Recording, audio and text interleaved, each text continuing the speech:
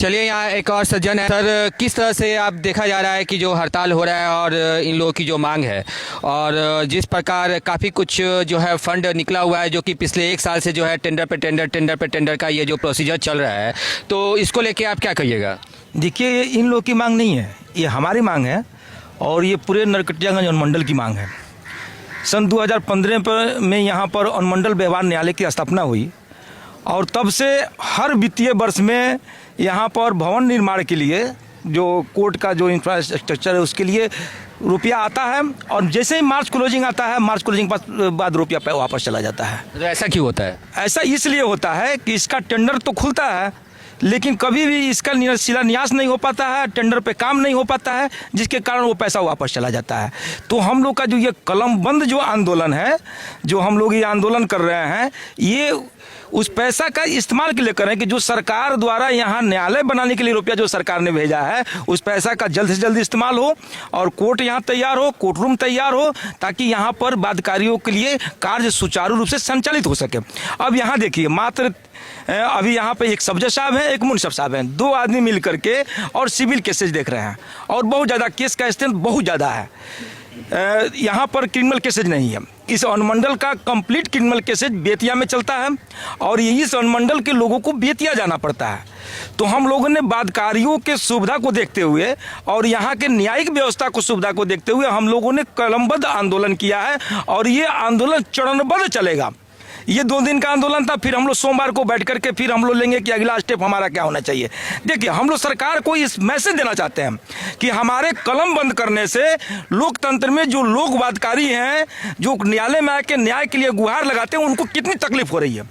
अगर यहाँ कोर्ट का इंफ्रास्ट्रक्चर होता, यहाँ कोर्ट में जजेस अवेलेबल होते हैं, किससे सभी कंप्लीट यहाँ चलता, तो नरकटियागंज अनुमंडल स्तर के जितने वादकारी हैं उनका काम सुचारू ढंग से होता। तो ये नहीं हो रहा है और सरकार को इस पर ध्यान नहीं है। सबसे दुख की बात है कि राज्यसभा सांसद, यहाँ की विधायक, यहाँ भागीरथी देवी भी विधायक रही है, रामनगर में रही है लेकिन घर यहीं पे है, रश्मि वर्मा भी विधायक रही हैं, अभी वर्तमान में विधायक रहे हैं, ये सभी लोग इलेक्शन में आते हैं और इसी कोर्ट के अंदर वो अपना नॉमिनेशन भरवाते हैं और एक एक वकीलों से वादा करके जाते हैं कि यहाँ के न्यायालय के लिए हम विधानसभा आवाज उठाएंगे, लेकिन किसी ने विधानसभा में आवाज नहीं उठाया। जीतने के बाद वकील और अधिवक्ताओं के बारे में कुछ नहीं सोचा, वादकारियों के बारे में नहीं सोचा, जबकि ये आवश्यक है।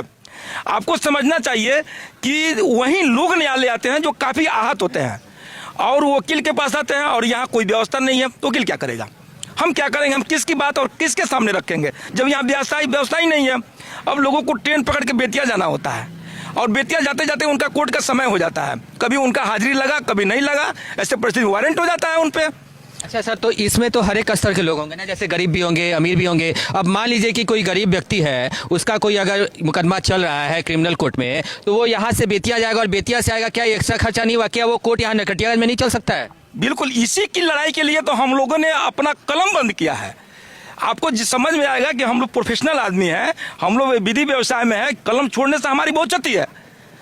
हम किसी का काम नहीं कर रहे हैं, उससे हमको 2 पैसा नहीं मिल रहा है, तो हम इतनी बड़ी क्षति यहाँ के लोगों के लिए कर रहे हैं कि यहाँ के लोगों के लिए आवश्यक सुविधा न्यायिक प्रक्रिया से प्राप्त हो। इसलिए हम लोगों ने 2 दिन से अपना कलम बंद किया है। किसी के लिए ना हमने काम किया, ना किसी से 1 रुपया फीस लिया हम लोगों ने।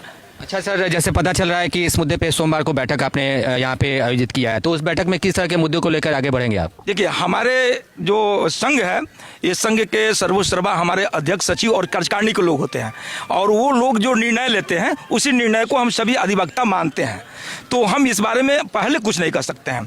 हमारे अध्यक्ष और सचिव और कार्यकारिणी के लोगों का जो निर्णय होगा वो निर्णय हम सभी अधिवक्ता और अधिवक्ता लिपिक जो लोग भी इस न्यायिक कार्य से जुड़े हुए हैं, हम लोग उसको मानने के लिए तैयार हैं और मानेंगे, चाहे इसके लिए जिस तरह का रूप लेना हो।